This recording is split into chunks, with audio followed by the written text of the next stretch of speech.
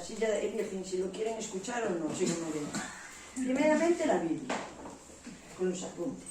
Pero mirad, Espera. Entonces yo le dije a Dios, ya que era un aniversario mío ministerial, junto con papá, le dije a Dios, hombre, dime algo. Y a mitad de la semana me dijo algo que no me gustó. Y crucé las piernas y los brazos, ¿no sabéis? Cuando te enfadas un poco. Mirad, hoy lo vamos a leer todo. No.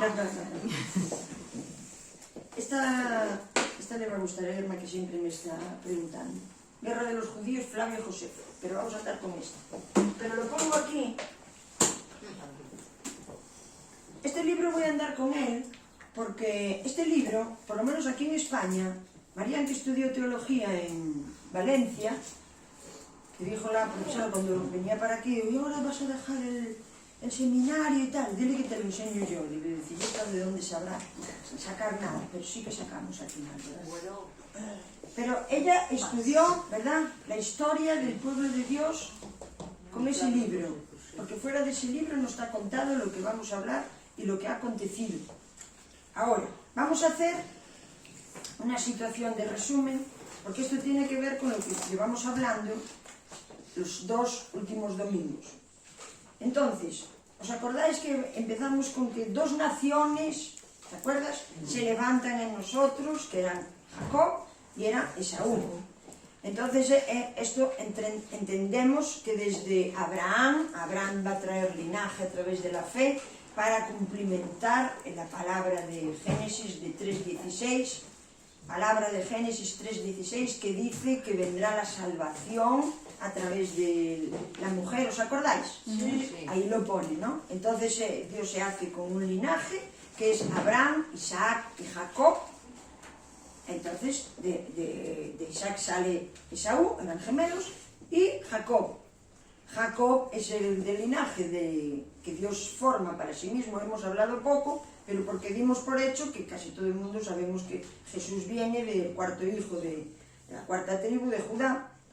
Entonces, entendemos desde ahí que fue el linaje que Dios prepara para traer un Salvador. Bien.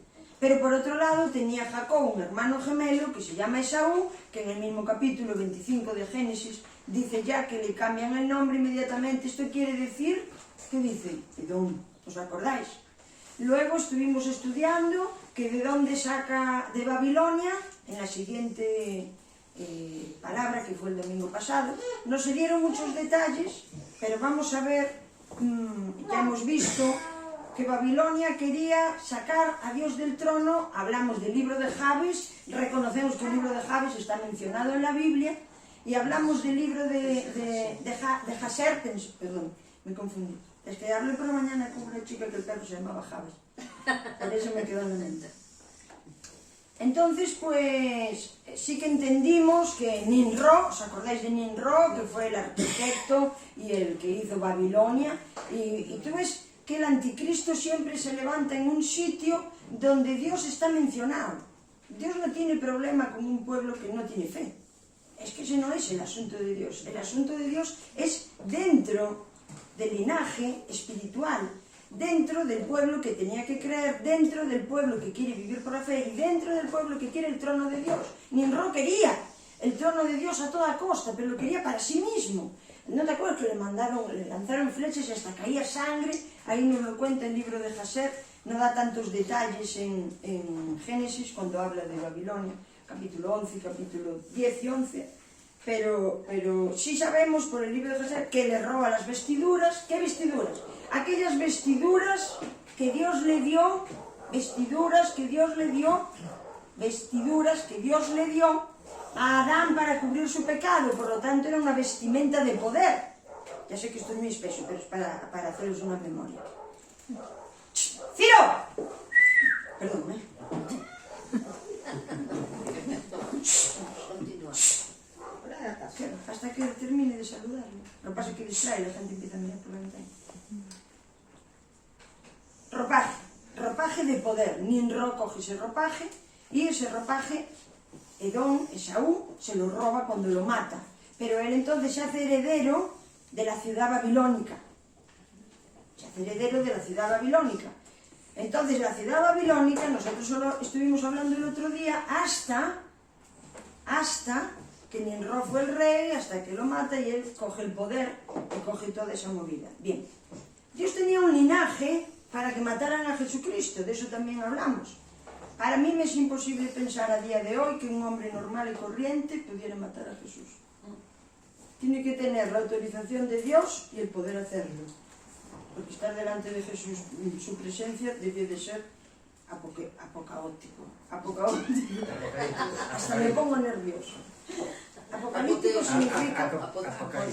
Pero apocalíptico es eso, tenemos mal entendido porque apocalíptico significa revelación. Revelación en griego.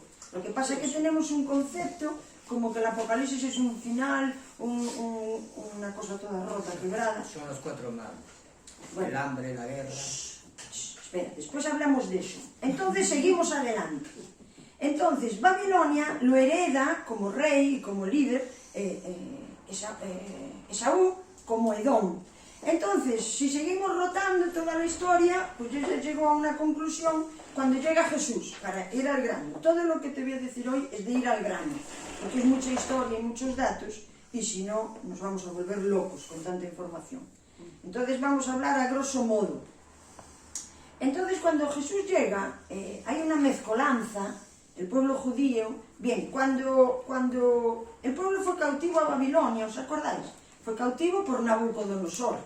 Fue cautivo a Babilonia a los 70 años, está escrito en Daniel, les dan la libertad y vuelve por el rey Ciro para volver a construir los muros y la ciudad de Jerusalén que había sido destruida, pero muchos no quisieron volver. Se quedaron en Babilonia porque vivían bien y se esparcieron por pueblos de Asia, por pueblos de arriba, pueblos de abajo, y el pueblo judío quedó esparcido y mezclado entre los otros pueblos paganos, que todos provenían de la ciudad de Nimrod. De cuando los confundieron en lengua, los dispersó. Entonces, a esos países que fueron, ellos se hicieron esposas, hicieron hijos, entonces sí que tenían algo de judío, pero no eran puros. Por eso cuando llegó a este hombre, que siempre habla Paco de él, o bueno, habló bastantes veces, que le dice, he aquí... Natanael. ¿Y qué le dice? He aquí un auténtico israelita. ¿Por qué? No era tanto por su corazón como por su linaje de sangre. Él era puro israelita, igual que Jesús. Jesús era puro israelita. Claro, viene del Espíritu Santo, su madre era de la tribu de Judá, pero su padrastro también. Él era puro. Y había algunos que eran puros, pero muy pocos. Estaban todos mezclados. Entonces, cuando llega Jesús, se encuentra con todo este batiburrillo de gente mezcolanza, se encuentra con las setas de los fariseos, saduceos, de todas estas setas, ¿no? Que se encuentra Jesús. ¿Te acuerdas que en una conversación le dijo, ¿quién eres? Yo soy el Hijo de Dios, dijo Jesús, y le dijo él, nosotros somos hijos de Abraham. Y dijo, si fuerais hijos de Abraham, por lo tanto no era del linaje, no vendríais en mi contra, porque yo vengo de parte del Dios viviente. Y dijo, entonces, ¿entre nosotros de quién somos hijos? Según tú. Le dijo, vosotros sois hijos de vuestro padre el diablo.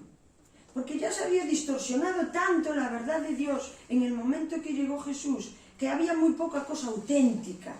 La religión que tenían en esa hora era la ley de Moisés. Era el lugar santo, el lugar santísimo, el templo y la ciudad ¿de qué? De Jerusalén. Había una Jerusalén física, la sigue habiendo, pero espera. Había una ciudad física porque Dios quería hacer la tipología para nuestro entender futuro de la ciudad espiritual que vendría a continuación, que era la Jerusalén celestial. Pero todo eso tenía un tiempo, y todo eso tenía una forma, y todo eso tenía un pacto, que el pacto llegaría a su fin y entraría Jesús con su segundo pacto, y su pacto segundo no tendría fin, es de carácter eterno. Así que todas las generaciones que a continuación de la resurrección en Cristo le recibieron como Señor y Salvador, ya el templo no era necesario, porque resulta que el tabernáculo era el interior del ser humano, y es así como vivimos hoy en día con Cristo. Por lo tanto, hubo una fecha importantísima. Le va a gustar a Irma, que siempre me está preguntando. Pero te voy a decir primeramente una cosa. Vamos a hablar de Apocalipsis. Apocalipsis, vuelvo a decirlo, que coincidió que el chico lo habló, significa revelación. es una palabra griega y significa revelación. Y si tú empiezas a leer el Apocalipsis, en el número 1, en el capítulo 1, dice la revelación de Jesucristo.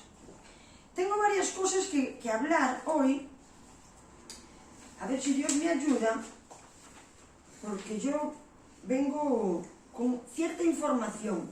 Yo quiero, primeramente es la conclusión de una historia.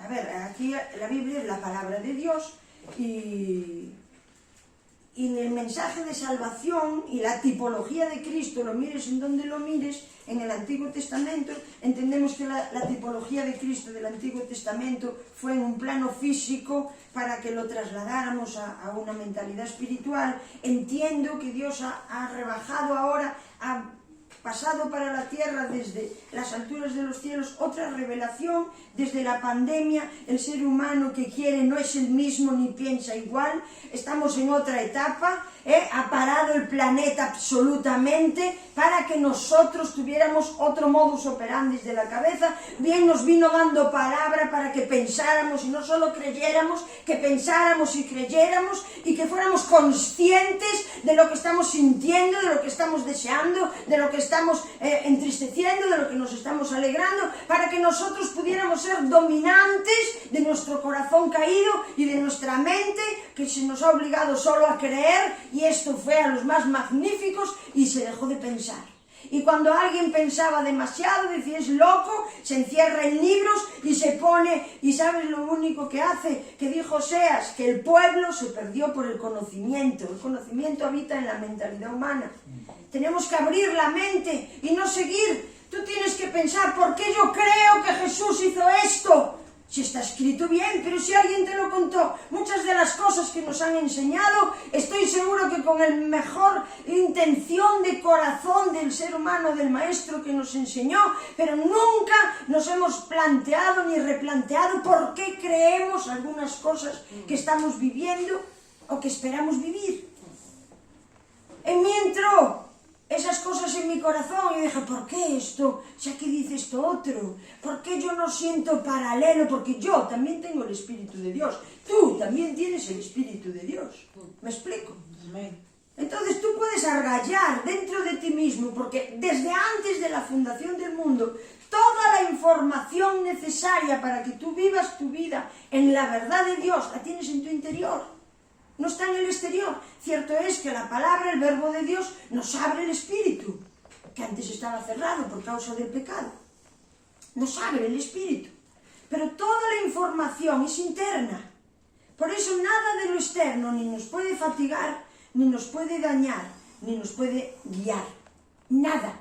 Lo que hacemos para afuera por la fe es religión.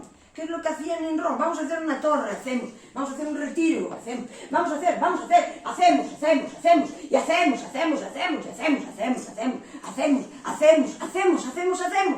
Eso es Babilonia. Yo no digo que no haya una actividad, tiene que haberla.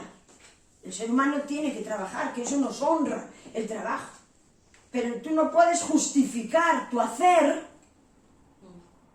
por estar bien en Dios. ¿Por qué? Porque eso es religión externa. Ni siquiera puedes creer lo que otro te enseña. No puedes creerlo. Tú estás autorizado absolutamente a que tú evalúes, cuestiones y juzgues todo lo que aquí escuchas. Estás autorizado. Tú me vas a decir, yo no lo veo como tú, me parece estupendo. A mí el primero que me diga eso, no me vas a decir que te parto las piernas. Voy a decir, esta persona está pensando por su cuenta. Me explico. Tú eres un ser autónomo. Eres igual que el sistema solar. Eres así de independiente. Todo eso y el sol de justicia que está en el medio del centro solar es tu Cristo. Tú levantas a Dios en los dones que Dios quería para ti y en la visión o en la perspectiva que Dios tenía para ti en este año, porque tú has nacido, tú estás aquí de pie, tú estás aquí viviendo y tú estás aquí interesándote por algo de lo que aquí se habla. Por lo tanto, tú tienes un propósito, tienes una función y tienes que extender de dentro hacia afuera lo que tú eres y lo que tienes. Fuera de ahí estamos cerrados. Después podemos hacer centros de rehabilitación, podemos hacer consultas psicológicas, ¿verdad, Katy? Podemos hacer comidas juntos, podemos hacer campamentos, podemos hacer todo. Pero tiene que partir de la fuente interna. Estés donde estés, tú tienes que saber quién eres, Tienes que saber que tienes un propósito que es interno y que solo dentro está la luz y que solo dentro está el verbo y que solo dentro está tu camino y el consejo. Luego vamos a comunicarnos y a comulgar entre nosotros en el sentido de la comunión y vamos a llevarnos bien porque vamos a amarnos porque es un efecto externo de algo interno. Entonces, ¿cómo enfocamos la fe? Es muy importante, porque si todo es por hacer... Yo fui criada en el espíritu en un centro de rehabilitación de toxicómanos, porque yo era toxicómana. Cuando ellos nos quisieron enseñar, lo cual tenían verdad, tenían su estrategia para el tipo de personas que éramos los que estuvimos en los centros. Bien, la terapia mental y de corazón, aparte de que nos hablaban de Dios y nos enseñaban las cosas de Dios, la terapia del centro era ocupacional. O sea, nosotros teníamos unos horarios de trabajo estrictos y continuado. El domingo descansabas 2 horas por la reunión, la comida, te ibas a casa, ponían una película, enseguida ya empezamos a pelar patatas para el día siguiente, o colocar la ropa o lo que fuera, me explico, era activo, era activo. Entonces a mí me enseñaron que mi actividad justificaría mi fe. Esto pertenece al espíritu babilónico. ¿Me entiendes lo que quiero decir? De todas las maneras, en este caso, o en el caso de los hombres que tenemos en casa, o en el caso, tampoco vamos a estar todos en la meditación, porque entrarías en una mente de ocio y te perturbarías. Pero lo que yo quiero hacer una connotación es que tú no tengas el esfuerzo en el servicio externo y tengas todo tu esfuerzo en el servicio a Dios interno. ¿Cuál es el servicio interno a Dios? Creerle, amarle, perdonar al hermano, tener la esperanza de que puedes vivir con ese problema encima, tener el poder de sacar, pero ves cómo es todo interno, es todo interno. Y esto no es ninguna religión, esta es la verdad de Dios que consuma a Cristo hace 2000 y pico de años para que nosotros pudiéramos volver a abrir el espíritu. Luego vamos a tener actividad, quien la quiera tener. Yo soy capaz de sentarme 6 horas a meditar, pero yo sé que no cualquiera. Cada uno tiene un propósito en la vida, cada uno tiene un llamado. Yo soy capaz de estar, y yo he entendido muchísimas cosas de Dios en eso. También soy capaz de trabajar, de hacer un trabajo, de tener un horario. Bueno, el otro día que llamo a Mariana, me dice, ay, qué cansadas nos sentimos hoy las chicas. Era martes. Y le digo yo, claro, es que los viernes estamos todos más cansados. Me dice, pastorcilla, hoy es martes, yo. A mí me da igual el tiempo, me pierdo. Otro día que me llama Orlando, ¿qué haces? No, bien, voy a pasar ahora con el perro y tal, allá en San Fins. Y le digo yo, ¿vosotros qué vais a comer? Y me dice, mamá, son las 7:15. Yo, no tengo el control de la hora yo. Cuando estoy allá, cuando estoy aquí, sí que estoy sometida a los horarios que tienen, ¿no? De comida, de dormida y tal. Pero no tengo dominio ninguno de la hora, es que me da igual, me explico, es que me da igual. Pero yo sé que la vida tiene un orden de cosas y es un cofra, nos ordena, ¿no? Porque venimos de cualquier manera y Dios nos ayuda, nos ordena, nos pone horarios y nos pone temporales para encofrarnos. No hay ningún albañil, pero todos sabemos lo que es encofrar, que es meter en una forma de madera, metes el cemento, la madera no es, pero le da forma, luego quitaste la madera y queda la solidez. Esto pasa igual. Entonces somos nuevos, empezamos en el Evangelio y alguien te va a ayudar a hacer esto. Luego vas a quitar el entablado, este flamenco sevillano de Antonio, lo vas a quitar y tú vas a tener una solidez, ya no te esparramas a todos los lados. ¿Entiendes? Entonces hay un momento que sí tenemos que tener una directriz, tener un horario, tener un orden y tener cierto tipo de cosas, ¿no? Pero yo le pedí a Dios que me hablara de algo y lo primero que me habló es de Babilonia.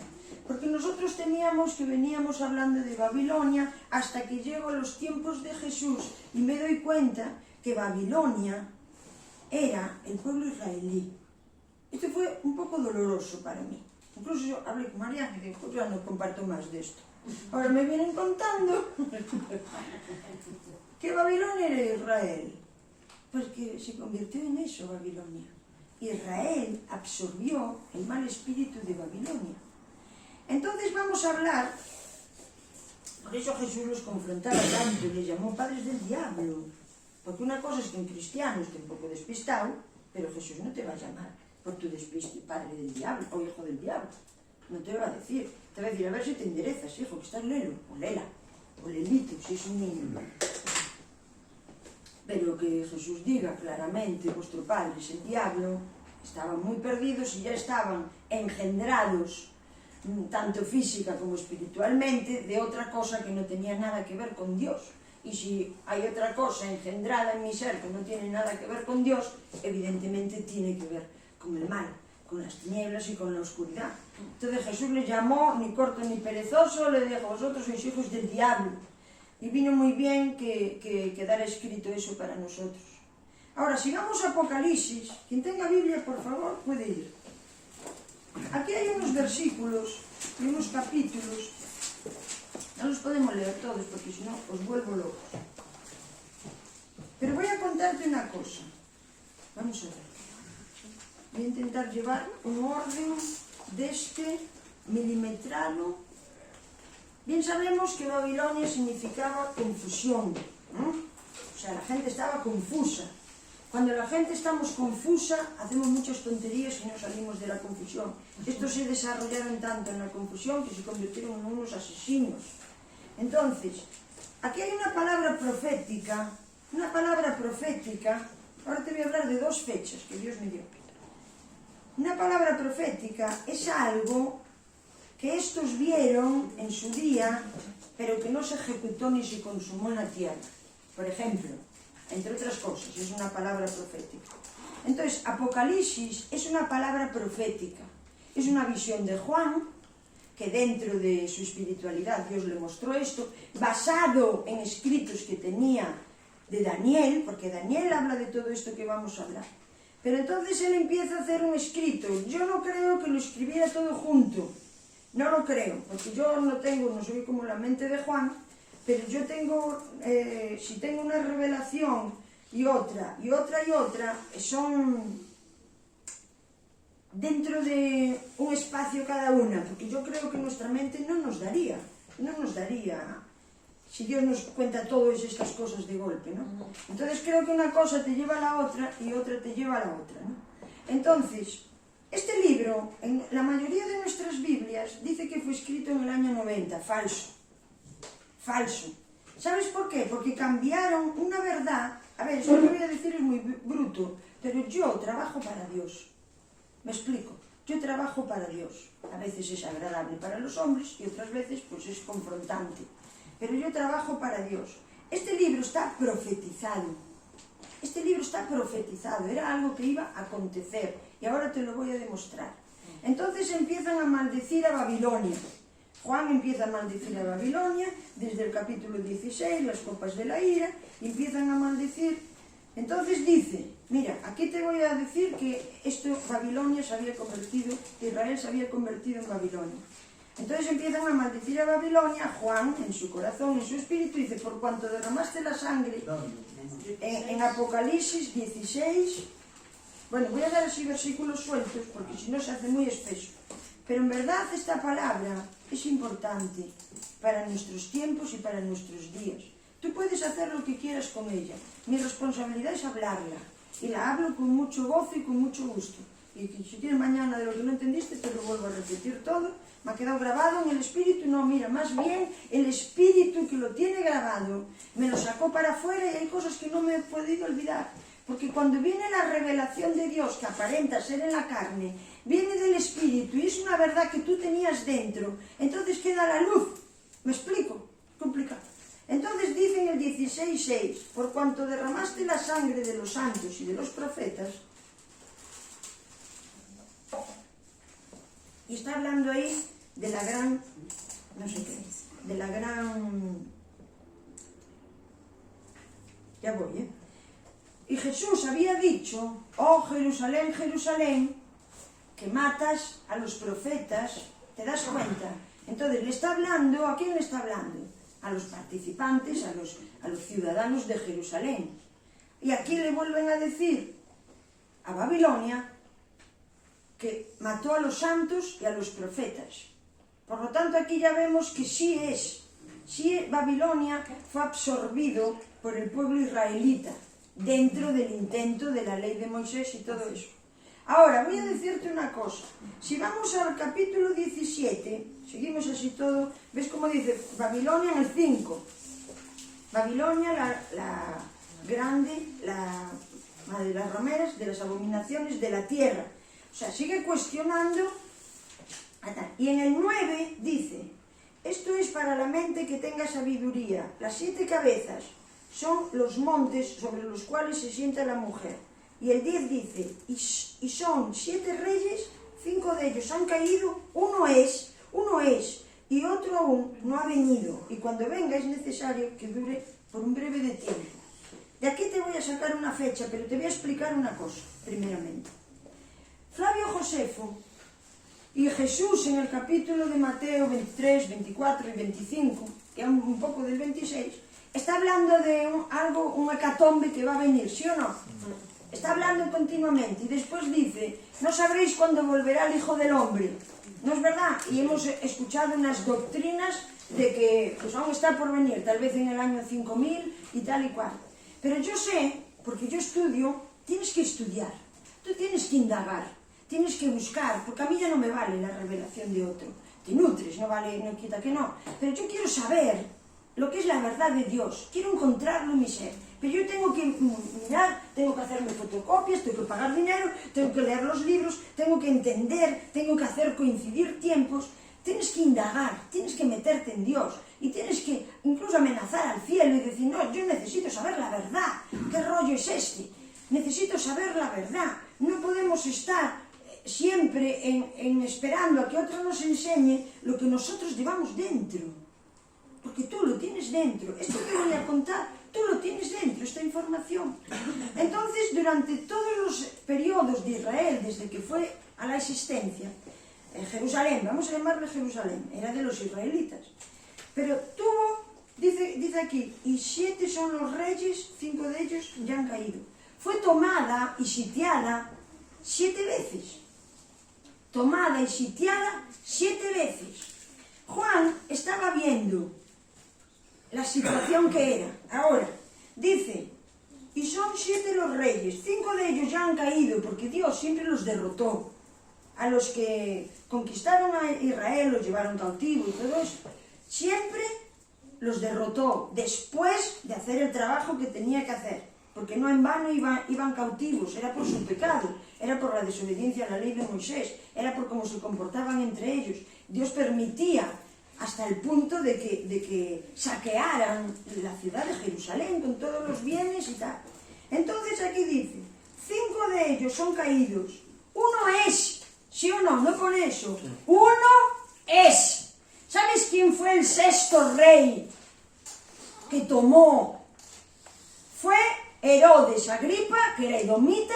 Herodes Agripa, y su reinado fue hasta el año 44. Por lo tanto, proféticamente, porque no es una historia contada, proféticamente es imposible que este libro fuera escrito en el año 90. Imposible. Y dice, y otro aún está por venir. ¿Sabes quién fue el otro? Porque Agripa, Herodes Agripa, saqueó la ciudad, pero respetó el templo. Dijo, no, el templo no se atrevió. Tenía linaje, su mujer era judía, era macabea, no sabes, tenía un temor. Y dijo, con lo de ellos nos lo quedamos, pero el templo no fuera a ser. Que con él no tengo tanta seguridad si yo saqueo lo suyo. Entonces respetó el templo. Pero en el año, a partir del año 65 después de Cristo hasta el 70, Jerusalén fue sitiada por los romanos. Como no podían con ellos, llamaron a los edomitas, los cuales acamparon fuera de Israel, porque era imposible entrar, tenía 3 muros de piedra, para pedirles ayudas y acabar con los israelitas que vivían dentro. El día de la Pascua, que fue donde empezó esta guerra, Flavio Josefo escribe, jamás de la historia de la humanidad. Él empieza con Génesis, el escrito. Él es judío, no recibió a Cristo nunca, pero sí cuando lo vio se desmayó, es contemporáneo de él. Dijo, en verdad puedo decir que este hombre es distinto de todos los hombres que yo he conocido. Pero él escribe la historia y él era siervo de Vespasiano. Vespasiano es el séptimo rey romano que toma Jerusalén y que saquea el templo. Ya sé que esto es espeso, pero hacer un esfuerzo mental. Entonces vuelvo a insistir, 5 ya habían pasado cuando él lo escribió.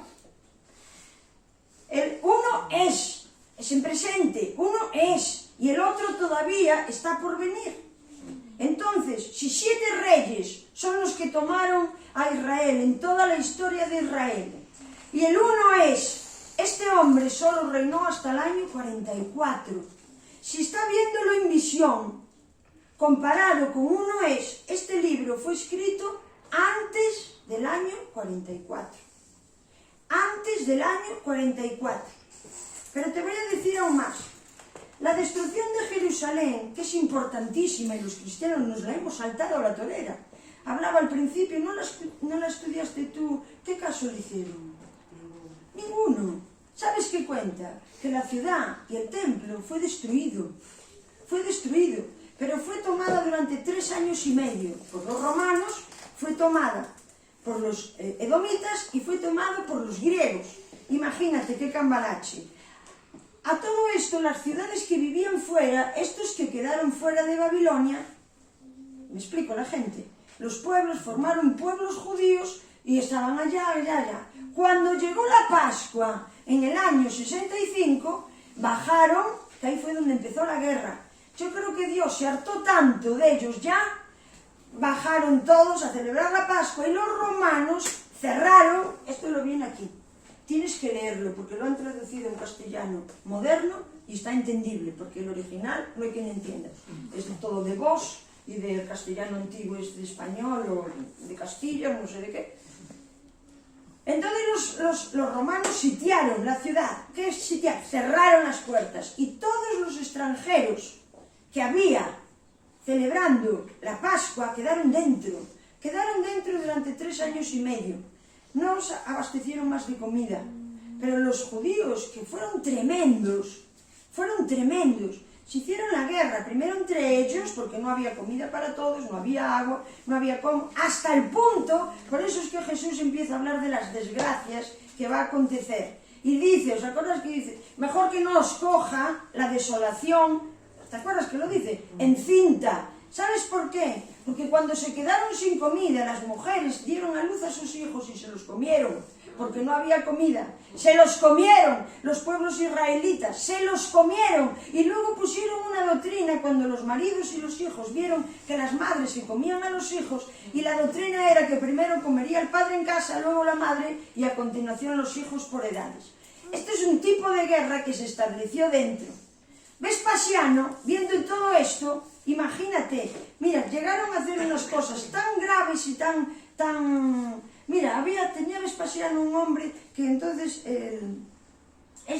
dice que era de honra valiente, el Flavio Josefo, y dice que era, entonces pues se peleó con varios, pues tú imagínate, ¿no? Estaban en tiempo de guerra y él solo pues mató creo que a 300, pero ya por fin lo cogen y le cortaron los 2 brazos y las 2 piernas y se lo devolvieron así, porque no tienes por qué morir por eso. Se quedaba como el chiste de hola tronco, ¿no? El que tenía el accidente. Pues fue lo que le quedó. Pues no murió, no murió. Pero era una cosa tan... era tan... que el Flavio Josefo insiste, claro que esto es para hablar con más detalle, ¿no? Insiste en que no hubo guerra en medio de los judíos de tales dimensiones y de tal dolor. Entonces un grande romano, un principal romano, le pide a Flavio Josefo si habla con los judíos, esto ya muy cerca del tiempo de la destrucción. En la destrucción queda anulado el templo y queda anulado la ciudad.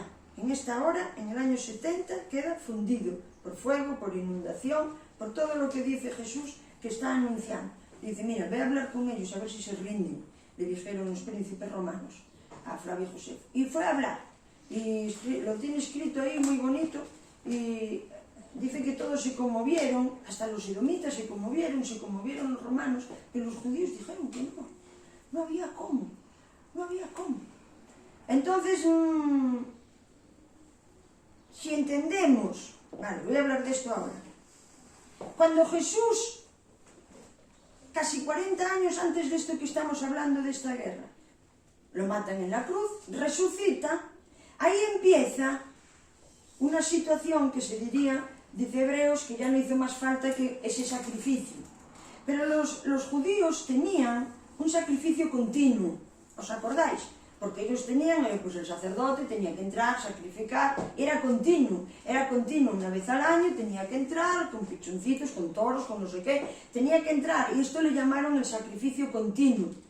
Desde que murió Jesús hasta el año 65, bueno, en el año 70, están en un periodo de transición. ¿Qué es un periodo de transición? Ya tenían la gracia, porque vemos a un remanente en los primeros cristianos, en Hechos 1, 2, 3, bueno, en el libro de Hechos, vamos viendo que vino el Espíritu Santo. Ahí tenemos la palabra de que hablaban, cuando hablaron en las lenguas de todos los judíos que vivían en los pueblos lejanos. Entonces, tenemos allí la transición de qué. ¿Por qué transición? Tenemos la transición de Pablo, por ejemplo, en Hechos. Pablo tuvo que tener en el concilio del año 50, un concilio que se llama Concilio de Jerusalén, tuvieron que ir a vislumbrar si iban a seguir circuncidando o no. Esto es un periodo de transición.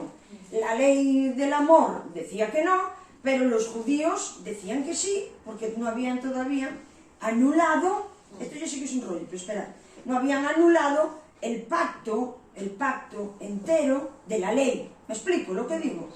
Entonces estaban en un periodo de transición. ¿Por qué? Porque los judíos que no recibieron a Jesús, el israelita que no recibió a Jesús, los de Jerusalén que no recibieron a Jesús, seguían haciendo un sacrificio continuo, que se llamaba. Ahora mira lo que te voy a contar. El periodo de transición, mira, casualmente Dios nos eligió a nosotros, digo esta generación, porque yo sé perfectamente lo que es un periodo de transición.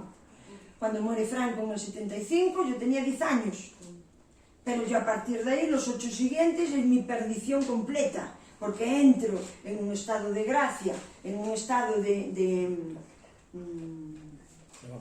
democracia. Entro en un estado de democracia, después de que todo era no se puede, está prohibido, mis padres no hablaban de esto, no hablaban de lo otro, no hablaban de no sé qué, dejan que la droga sea legítima, la puede consumir quien quiera. O sea, pasamos de una puerta tan cerrada a una tan abierta, que yo comprendo que en la transición la gente enloqueció. Yo comprendo, yo sé que a partir de que Franco murió no rompió absolutamente la mentalidad dictatorial de nuestros padres, porque eso va en el corazón, de la misma manera que cuando Dios liberta al pueblo de la esclavitud de Egipto, estuvieron 40 años en el desierto, ya no eran esclavos de nadie, pero el corazón de esclavo lo seguían teniendo. Entonces sí que vemos, porque esto sucede 40 años después de la resurrección de Jesús, y vemos el simbolismo, entonces sí que vemos que hubo un periodo de transición, que es lo que Él está hablando, que es lo que Jesús está anunciando, que es lo que Jesús está diciendo cuando el Hijo del Hombre venga.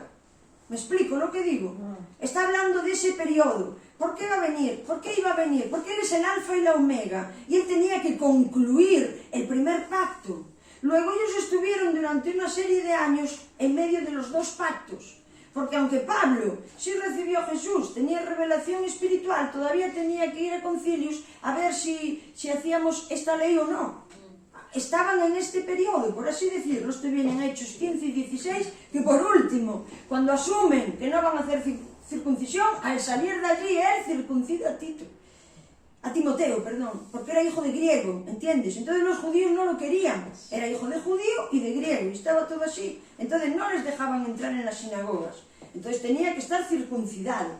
Entonces, aunque Pablo vemos que tiene una revelación del nuevo pacto enorme, tiene una revelación pluscuamperfecta y muy grande, vemos que todavía estaba en ese proceso de transición. Entonces, hasta que se cumple la completa transición, Entonces seguimos por aquí leyendo. Entonces sigue aquí diciendo, esto de los reyes os quedó claro, ¿no? Como esto fue escrito en el año 44, como mucho, como muchísimo.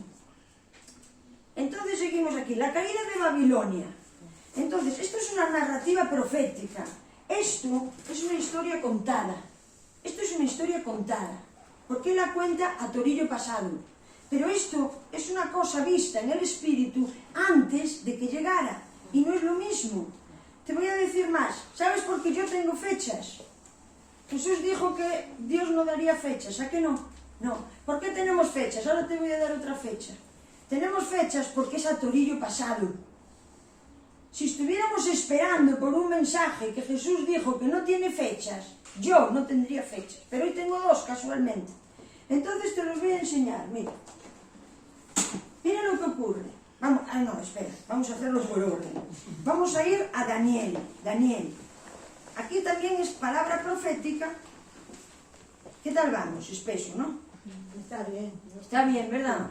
Porque tú siempre me preguntabas de esto. Pero hoy voy a dar una conclusión. Daniel, es de Ezequiel.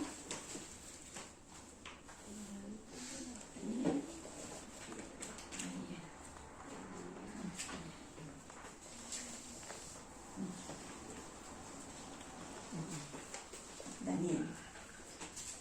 Aquí tenemos dos profecías que nos coinciden muy bien con esto que estamos hablando.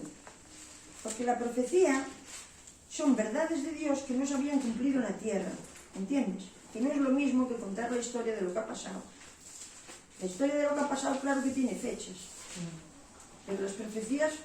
Bueno, este tiene bastantes fechas, la verdad, Daniel. A ver, Daniel, marchad. Quedaches en San Fin, Daniel. Non reís, non? Para eso no te rías, mañana. Para darme burla. Bien. Daniel, vamos a ver, espera.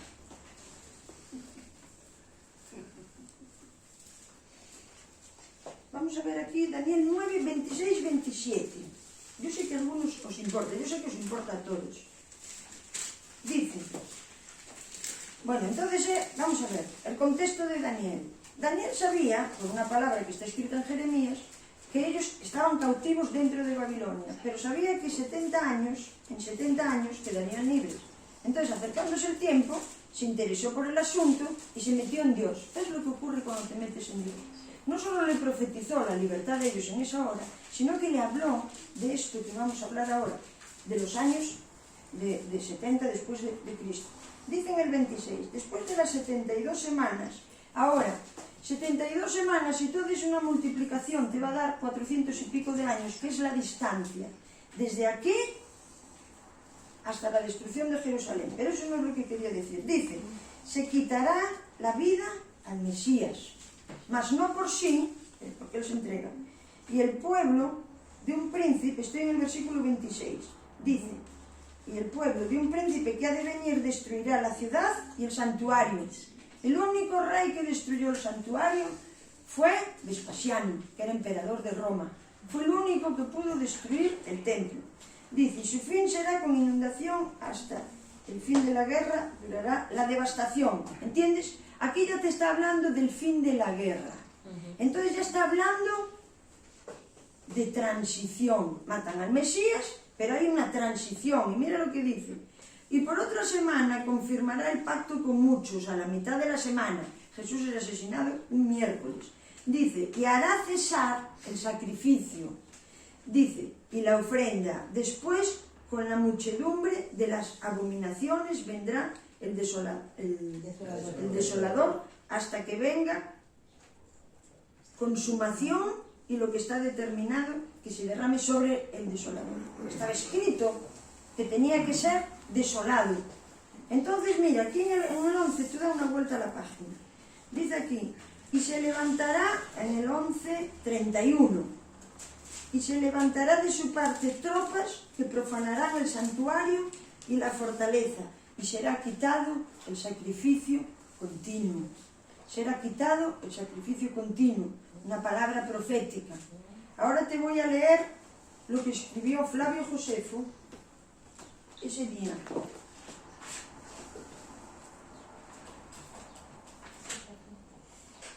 Dice, Tito ordenó, fin del sacrificio perpetuo. Aquí están en medio de esta guerra y aquí ya no aguanta nadie más. Los edomitas se marcharon. Los edomitas, que son los hijos del diablo, marcharon los que quedaron. Marcharon. Cuando Vespasiano les dejó irse, bueno, pues iros ya. Los judíos los mataron. Los mataron. Era todo el tiempo así. Se comían a sus mujeres. Dice que después empezaron a comer el oro que tenían, porque ellos eran riquísimos de oro y plata. Los judíos se lo empezaron a comer todo. Entonces se corrió la voz y lo que hicieron en una noche, abrieron en canal a 2000 hombres. En una noche a 2000 hombres. Y mataron a sus mujeres y a sus hijos. Dice que más de 5000 personas en una noche. Y era todo así, todo así. ¿No sabes que en Apocalipsis dice que la sangre llegaba hasta la fauce de los caballos? Como estaban cerrados, todos los muertos que había estaban allí. Empezaron a venir pestilencias, empezaron a venir enfermedades, y todos andaban. Tanto era que ya les daba igual, el muerto que el vivo. Los romanos llevaban algunos al valle de Asafat, había 10.000 hombres. 10.000 hombres muertos, desangrándose sin enterrar ni nada. Toda la sangre corría hasta el río Jordán, de tal manera que no dijo Jesús que el río se convertiría en sangre. No podían ni tener agua. Era tal exageración de maltrato entre ellos, pero ellos eran los peores. Llegaron a una situación tan tremenda mental. Entonces dice, Tito y Vespasiano son padre e hijo, estaban juntos en esta movida.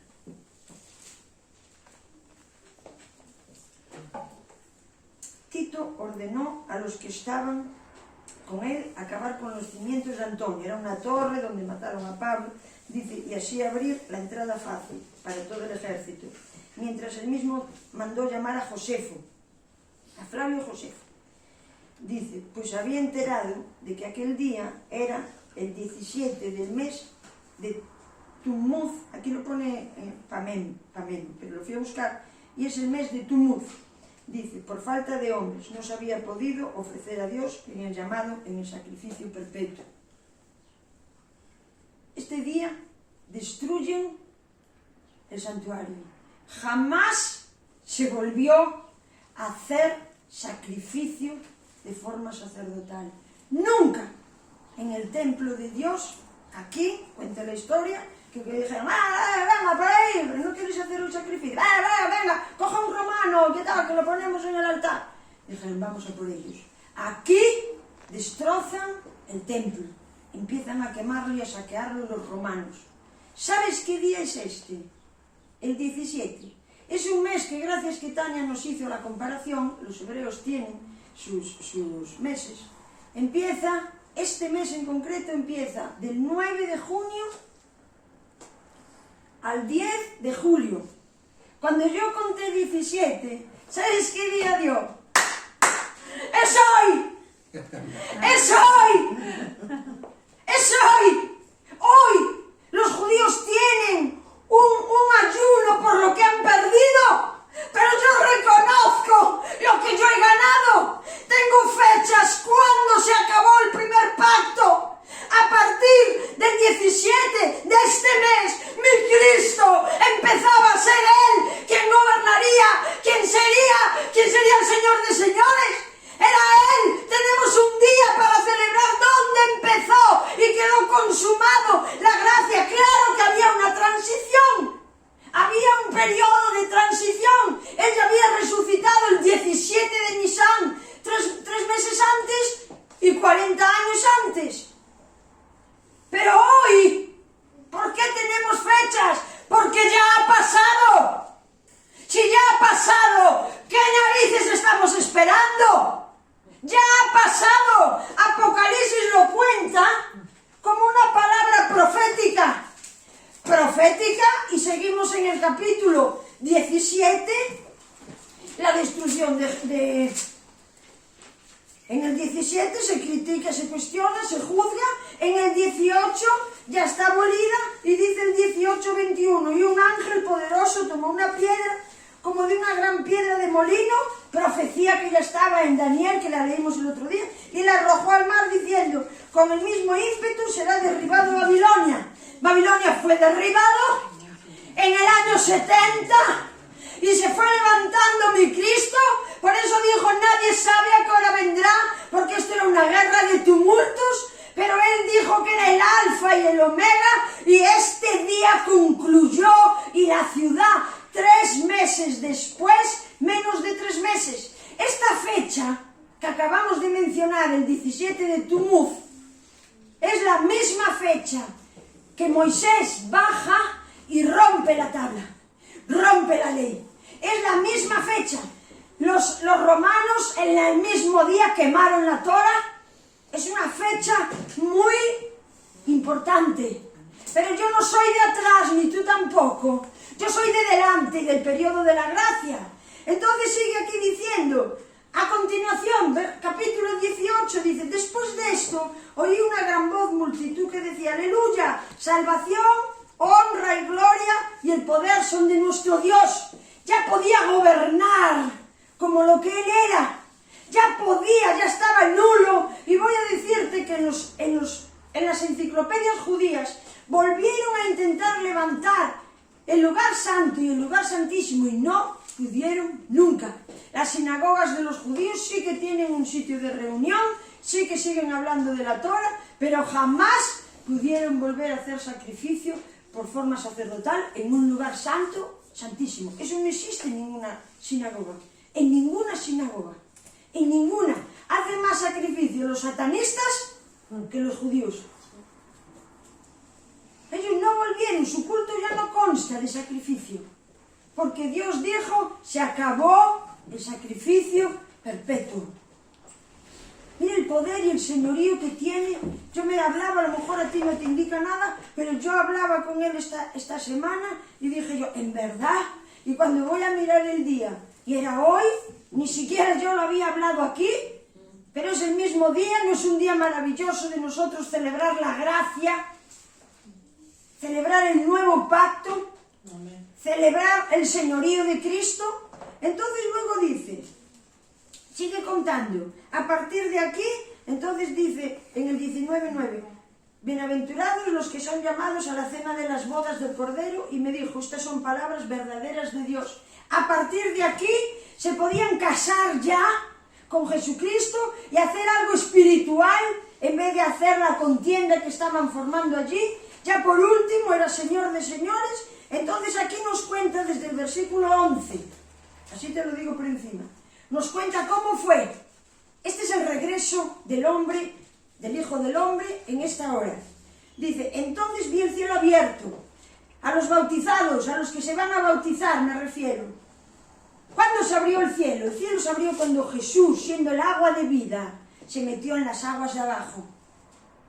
Se abrió el cielo. Cuando nosotros nos bautizamos, nos metemos como agua divina, porque ya hemos hecho la decisión de servir a Dios. Ya hemos hecho la decisión de que Cristo se levante en nuestro interior.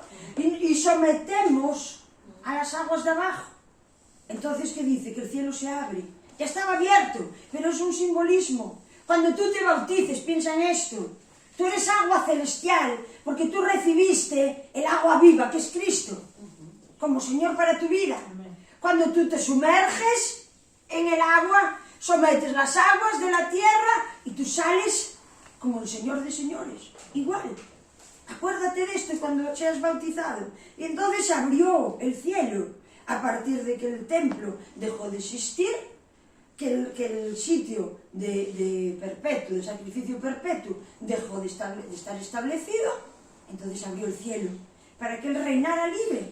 Y dice, y aquí un caballo blanco, y el que lo montaba se llamaba Fiel y Verdadero, y con justicia juzga y pelea. Y da una descripción de él, dice, estaba vestido de ropas teñidas de sangre, y el nombre es el Verbo de Dios. Yo no creo, aparte de la sangre que él vertió por sí mismo, por todos nosotros, no creo que le hiciera ninguna gracia toda la sangre que había allí en esta hora, toda la mortandad que había, todas las actitudes, toda la guerra entre hombres. Yo no creo que le hiciera ninguna gracia. Él iba teñido de sangre, yo creo que llevaría todo el dolor, pero dijo, pero dejarme entrar, que por fin voy a establecer la paz y la justicia. Entonces dice, y sus nombres, dice, el verbo de Dios, y los ejércitos celestiales vestidos de lino finísimo. ¿Os acordáis que hace poco dimos una clase? Aquí ya está hablando de linaje espiritual que empieza a formar parte en el terreno celestial, bien dentro, bien arriba, en el terreno celestial. Ese fue su ejército. Tú eres ejército de Dios, lo eres desde el espíritu. Ellos tuvieron que hacer la guerra, dice, a caballo, porque somos hombres de guerra, somos mujeres de guerra, vamos peleando la buena batalla, pero Él ya la venció. Entonces te sigo contando. Ahora dice aquí el juicio, ahora versículo 20, 11. Ya veis que te lo tengo que contar así porque yo ya sé que estáis embotados. No, lo siguiente. No, ¿verdad? ¿Estáis bien? Sí. Me perdonáis por hablaros una verdad. Y dice en el 20, 11. Esto ya lo iremos hablando más sosegadamente. Dice en el 20, y vi un trono blanco y al que estaba sentado en él, delante del cual huyeron la tierra y el cielo. Dice, y ningún lugar se encontró para ellos. Ahora nos saltamos al 21:1. Dice, vi un cielo nuevo y una tierra nueva, porque el primer cielo y la primera tierra pasaron, y el mar ya no existía más. Mira, aquí atrás te voy a explicar tres cosas de este versículo. Aquí dice, en el 17, vamos a leerlo, en el 17, para que queden algunas conversaciones que Dios tiene con nosotros claras, y que Juan también tuvo con nosotros. Dice el 17:1, vino entonces uno de los 7 ángeles que tenía 7 copas, y habló conmigo diciéndome, ven acá y te mostraré la sentencia contra la gran ramera, la que está sentada, dice, sobre muchas aguas. Bien, ahora si nos vamos al 17:15, dijo, y me dijo también, las aguas que has visto, donde la ramera se sienta, son pueblos, muchedumbres, son pueblos, naciones y lenguas. Es el humano en su carne. Nosotros somos 70% de agua. Y así Dios tiene un diseño y una explicación. Dirás tú, no lo entiendes, pues es lo que Él decidió. Cuanto antes lo aceptemos, más fácil nos es comprenderlo. Y luego empiezas a verlo. Sí, está. Entonces, aquí, si volvemos al 21:1, dice el cielo nuevo y tierra nueva. ¿Cuál era su cielo? La ley de Moisés. Ahora, ¿cuál era el cielo? De Jesucristo en el Espíritu. Tierra nueva. Ya no había una Jerusalén terrenal, la había celestial. Cuando cantábamos aquí, casi le doy como un zapato a papá. Allá en el cielo, como algo lejos. El cielo lo tienes aquí. La nueva Jerusalén es interna. La tienes en cuanto tú levantas a Cristo, la tienes aquí con vida y la tienes tú dentro con sus piedras preciosas, con las 12 tribus que por ahí entró Jesucristo a ser lo que era, con los apóstoles y los profetas edificando la palabra. Entonces dice, cielo, tierra, cielo nuevo, tierra nueva. Esos pasaron, y viste que aquí dice, porque ya no se halló lugar para este cielo y esta tierra. Nadie puede andarse dando golpes de pecho, ni cumpliendo una norma, ni una ley, ni diezmando. Nadie es considerado delante de Dios de esta forma externa. Esto es interno, el reino es interno.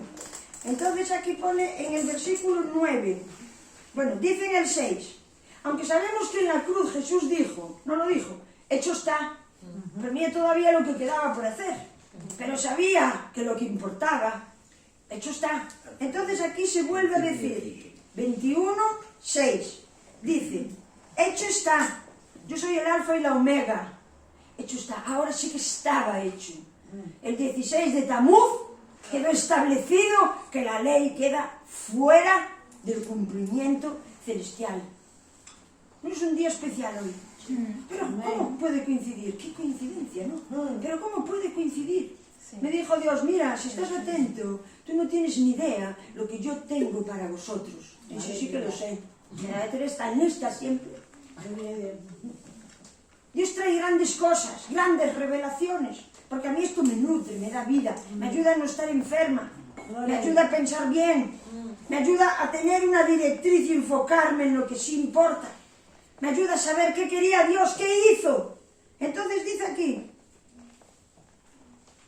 al que tuviere sed, y volvemos a hablar de las aguas, yo le daré gratuitamente de la fuente de agua viva. Se cambiaron las aguas de Babilonia por el agua viva, que es Cristo. Entonces, al que cree en mí, brotarán de él ríos, brotarán de él, no tienes que ser duchado, brotarán de él, está dentro. Entonces, ahora el tabernáculo de los hombres, ¿dónde es? Es en los hombres. ¿Dónde mora Jesús? En el tabernáculo. ¿Pero dónde mora el tabernáculo? Que lo dice por aquí. Entonces dice, atiende bien lo que te voy a decir ahora. La venida de Cristo está cerca. Dice en el 7, 22:7, aquí vengo pronto y bienaventurado el que guarda las palabras de la profecía de este libro. Si este libro fue escrito en el 44, esta profecía ya se cumplió. Por eso tenemos la fecha del 17, que es el 26 de junio, tenemos la fecha del 26 de junio, porque tú ahora recuerdas que dijeron, pero ¿cuándo es que va a venir el Hijo del Hombre? Dijeron, nadie sabe, dijo Jesús. Estos son asuntos del Padre. ¿Y cómo es que yo sé hoy? Porque ya fue cumplido. Y el historiador le pone fecha porque lo estaba contando, porque lo estaba viendo. Entonces, bienaventurado el que guarda las palabras, ¿qué? Profética. Era algo que iba a acontecer y que aconteció desde el intervalo que Jesús resucita hasta que Jerusalén queda destruida. Esa es la segunda venida. Y lo vuelve a decir en el 12. He aquí, yo vengo pronto y mi galardón conmigo para recompensar a cada uno según sea su obra. Pero antes dice, no selles las palabras en el 10 de la profecía de este libro, porque el tiempo está cerca. 10 años después aconteció lo que este hombre cuenta. Pero cuando habló con Daniel, le dijo, sella las palabras, porque aún el tiempo es lejos. ¿Lo recordáis? Lo dice, sella las palabras de la profecía porque el tiempo está lejano. Pasaron 430, 50 o 60 años desde aquella. Porque el tiempo todavía, fíjate, tenía que pasar 400 y pico años. Pero esto solo pasaron 10. Y esto fue concluido. Esto fue hecho. Entonces dice, aquí vengo pronto. ¿A dónde viene pronto? A consumar la conclusión y a manifestar el alfa y la omega y acabar con la Jerusalén física, terrenal, para estar en la otra. Y dice, bienaventurados los que lavan sus ropas, dice el 14, para tener derecho al árbol de la vida y para entrar por las puertas en su ciudad, y para entrar por las puertas en la ciudad. Entonces, aquí ya vemos el cambio del árbol de la ciencia del bien y del mal para el árbol de la vida. El árbol de la vida solo lo pudo traer Cristo. Moisés jamás pudo ni va a poder. Ahora, fíjate tú que sea la misma fecha que rompa el tío después de estar 40 días con Jesús, con Dios en el monte Sinaí, que la rompa, que los otros hicieron el becerro, era la misma situación con la misma fecha. Y 40 días después, la ciudad quedó nula. 40 días después, Moisés bajó a hacer lo que tenía que hacer. ¿Me explico? Es una tipología, una vez más, de Jesucristo en sus dos venidas. Las dos venidas ya fueron. Pero entonces viene la pandemia y empieza todo el mundo. ¡Ay! ¡Ay! ¡Profecía! Estamos en los últimos tiempos. Los últimos tiempos fueron los caóticos de Israel. Dios solo se dirigía a Israel. Dios no hablaba al pueblo de Caín. No se relacionaba con él. No le tenían en cuenta. ¿Para qué les iba a explicar si ellos no querían saber nada? Dios solo habló a los judíos. Dios solo habló a los judíos. Y ¿sabe lo que te digo, mi hermano? Que el libro aquí se acaba. Esta es la historia del pueblo israelita junto con la redención que Dios con tanto gas y con tantas ganas nos describe con toda la tipología. Ahora yo te pregunto, ni siquiera nos narran la destrucción, nos la profetizan. ¿La crees o no la crees? El bueno de Flavio Josefo nos deja un escrito con muchos detalles, porque mira, la guerra, esa solo es esta. Esa guerra, 3 años y pico. Fíjate tú qué barbaridad. Pero yo te digo a ti ahora, ¿en qué año estamos? Ya no estamos en el 70, ¿verdad que no? Sabemos la conclusión final, Él quedó de Señor de señores. No pienso esperar por otra cosa. Él es el verbo de Dios, Él vino, Él nos restaura, Él nos levanta, Él nos sana. No pienso omitir nada de lo que dice en su redención que nos ha dado, nada para mi vida. Pero estamos en el año 2022. ¿Qué vas a hacer?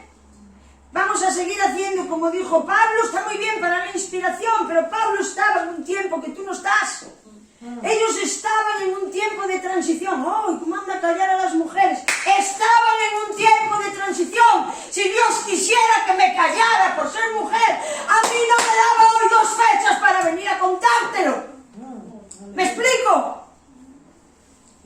Hay una conclusión del año 70 que tiene que cambiar toda la estructura celestial para mi espíritu. Escribe tu historia, lo que tú viviste con Cristo, lo que Él te habla. Escríbelo, sean tonterías, sea lo que a ti te parezca. Escribe, tienes propósito, has nacido específicamente en este tiempo. Tienes que llevar lo que llevas dentro, que es a Cristo mismo como Señor, como Salvador. Eres nación santa. Y aún Pedro, déjame que te lea un versículo de último. Pedro ayuda a todo esto que estoy hablando, que era contemporáneo, y dice, lo sé de memoria, segunda de Pedro 1:19, dice, tenéis la palabra profética. Estaban esperando por esta situación. Estaban esperando. Yo, no. Nosotros, no sé por qué, ya fuimos hallados en otra gracia. Nosotros no tuvimos. ¿Sabes por qué? Porque nosotros somos gentiles. Nosotros no provenimos de la religión judía. Nosotros no tenemos que ver con todo eso.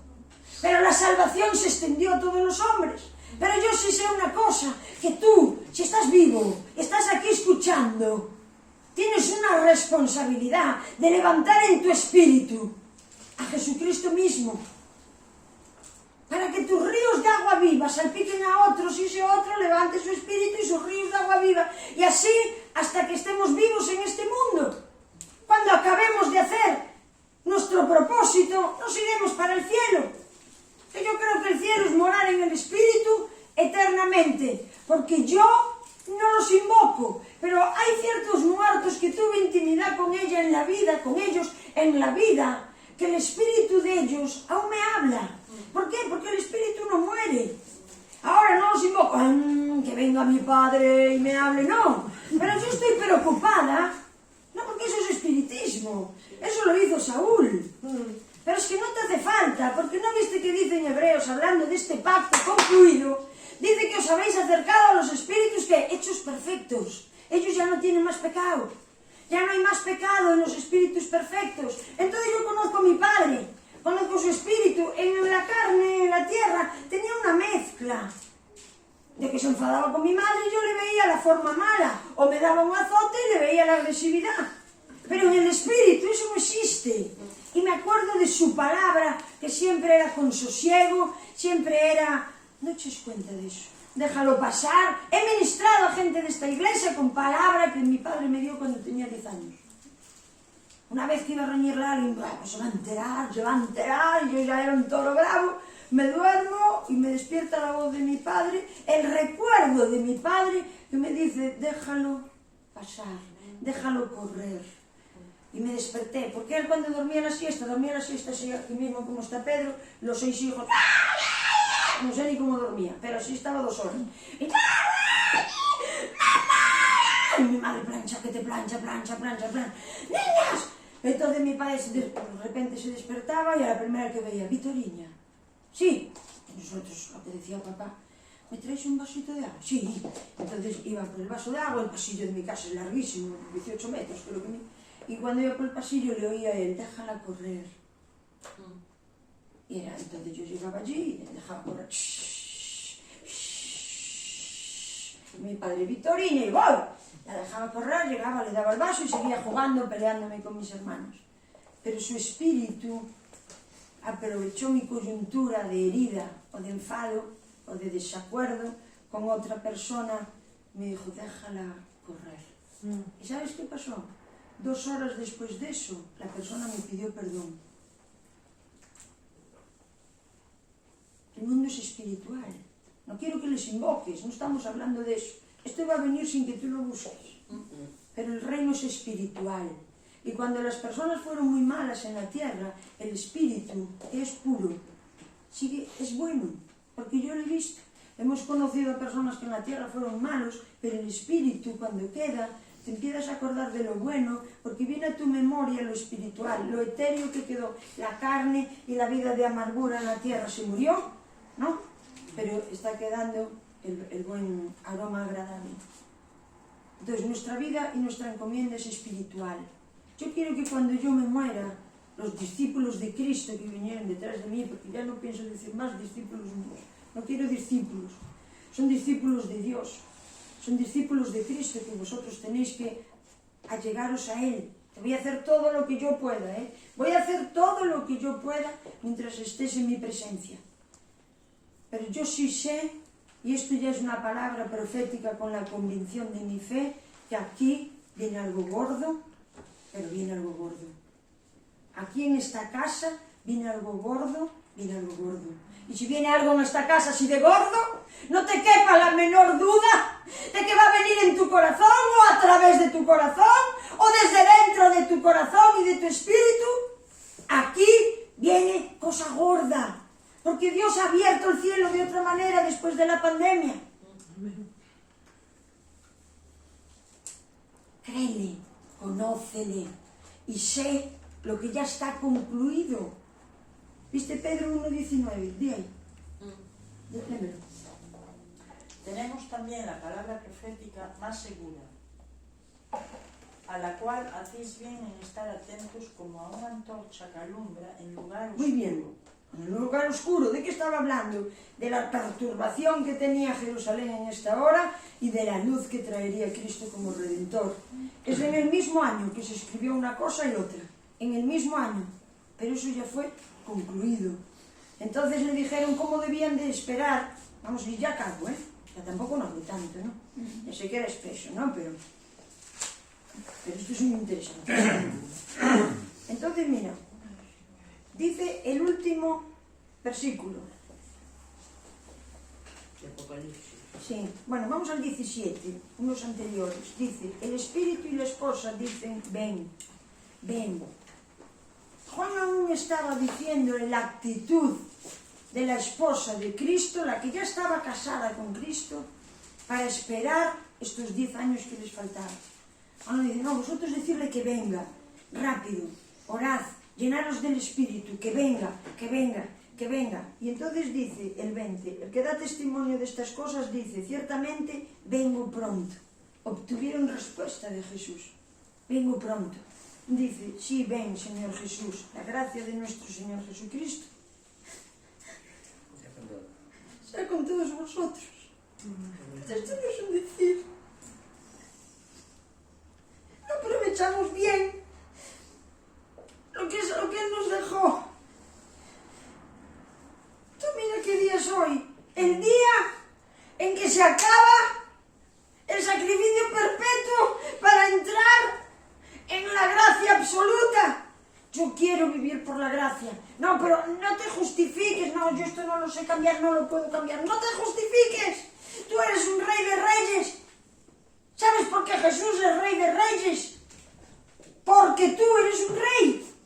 Pero necesitamos quien nos guíe y quien nos estructure. No te conformes con hacer, con decir, con dar dinero, que está muy bien, el dinero, que yo no se lo voy a negar a nadie. Si queréis darlo, lo dais todos los días. Pero eso no te va a justificar en la fe, aunque si lo haces desde el corazón de fe, sí que vale. Pero no se trata de eso, se trata de lo que me creo y cómo enfoco este libro y cómo enfoco la palabra personal, porque tú estás viendo que a mí, aparte de este libro, se te da una palabra personal, ¿sí o no? Sí. Depende de lo que busques. Tú tienes que buscar para tu vida. Porque estos no hablaron de tu hijo, ¿verdad que no? Pero tu hijo ahora está caput y no habla contigo ni quiere saber nada de ti. Entonces, ¿qué hacemos? Ah, es que nada se dijo, no lo mencionó. Tú tienes tienes que buscar tu futuro en Dios, tienes que buscar tu presente, tienes que buscar ser solución para tu propia vida y mostrarlo para que la gente crea. Tú eres responsable de ser un libro abierto delante de otros. Tú estás en esta hora para cumplir el propósito que Dios tiene. Y esto ha quedado finalizado. Ha quedado finalizado. Este libro está escrito para el judío. Vas a encontrar salvación para ti. Pero la vida continuó. ¿Por qué? Porque el segundo pacto es de carácter eterno. No lo estoy desechando. Estoy dando el tono que tiene. ¿Me explico? No puedes cumplir a rajatabla lo que le dijo Moisés al peruano porque no te va a funcionar. ¿Por qué? Porque ni eres peruano ni yo soy Moisés. ¿Me explico? Tienes que buscar tu lugar en Dios. No hay cosa más horrorosa que un cristiano desubicado espiritualmente. No es fuera, no es que yo quiero ser maestro, yo quiero ser cocinero, o yo quiero... No es fuera, eso lo podemos hacer todos los seres humanos. Es lo de dentro, lo que tú tienes que hacer, la luz que tú tienes que publicar, la experiencia que tienes que vivir. Eso solo te pertenece a ti personalmente, solamente a ti, solamente a ti. Ven, papi, vamos a... No es mucha coincidencia la fecha, que sea hoy. Sí. Jolín, pero es que esto es una locura, dije yo, qué bárbaro. Me siento honrada cuando Dios hace esas cosas. El sacrificio perpetuo se acabó un 26 de julio y coge y me lo dice el 22. Y coge y me lo dice el 22. Y después cuando voy a sacar a luz esta palabra, el día de autos. Tenemos mucho que celebrar hoy. Tenemos mucho. No vamos a llorar como los judíos porque perdieron la ocasión del sacrificio perpetuo. La perdieron. No vamos a llorar ni a ayunar. No es día de ayuno para nada en nuestras vidas. Vamos a celebrar a Cristo. Amén. Vamos a ser conscientes en nuestra mente, en nuestro corazón. Mírate para adentro. Cierra los ojos.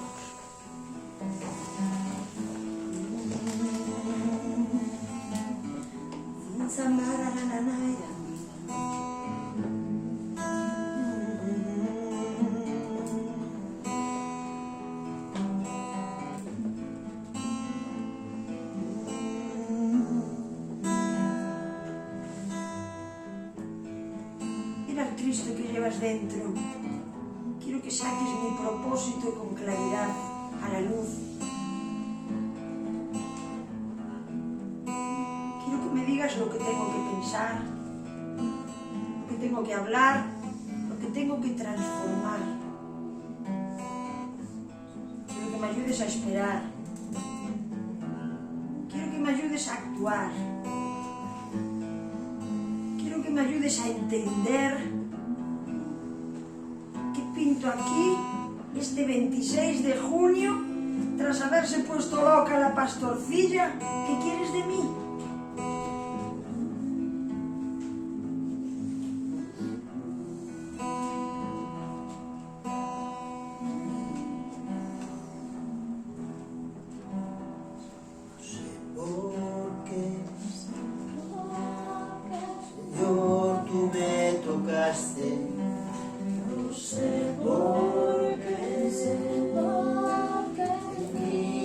Te fijaste,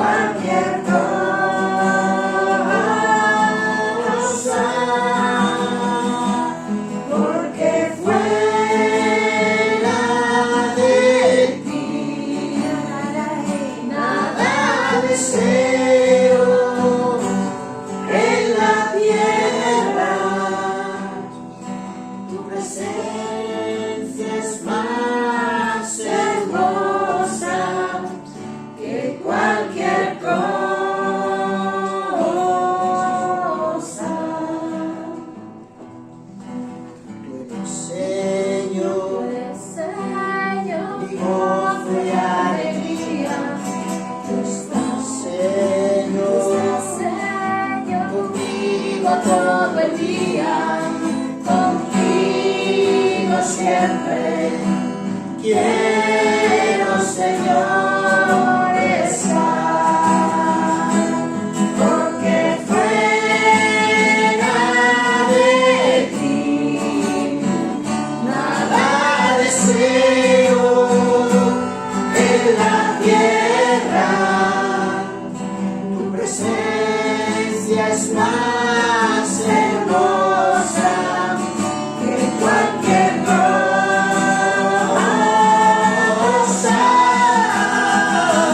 porque fuera de ti nada deseo en la tierra.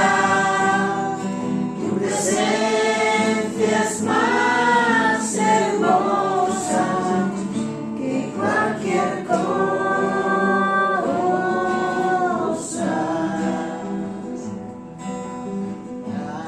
Has librado de la muerte y me has dado nueva vida.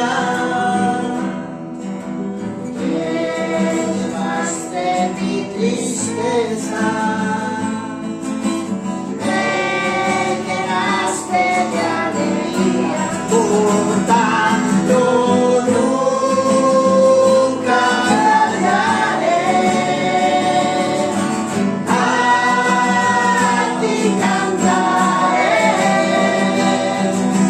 te alabaré, gloria mía.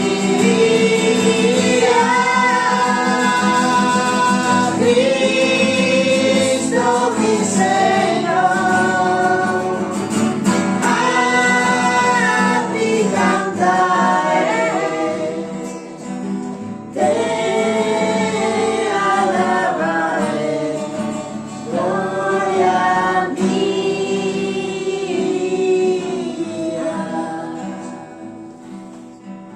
No sé por qué, Señor, tú me tocaste. No sé por qué, en mí tú te fijaste, pero sí sé que grande es tu amor por mí, que grande es tu amor por mí. Sí, Padre, te alabamos y te bendecimos. Gracias que no has dejado nada en el aire, Padre. Que has tenido a bien dejar todo concluido para poder obtener un entendimiento profundo de todo aquello que has desarrollado desde el Génesis, pasando por cada uno de los profetas, de tus hombres, Dios, de tus gentes, pasando todo en la profecía de la promesa de Cristo, ese Cristo redimido, Dios, capaz de concluir lo eterno, capaz de bajar la Jerusalén nueva a nuestros corazones, y que podamos entender que somos más que vencedores en Cristo, y que has concluido cada palabra, que has determinado, Dios, los tiempos. Te alabamos y te bendecimos, Jesús. Gracias por habernos hecho entender todo aquello que tienes preparado, Dios, para los que te aman. Gracias, Cristo, por la cruz. Gracias por la sangre que nos redime, que nos hace aceptos del amado.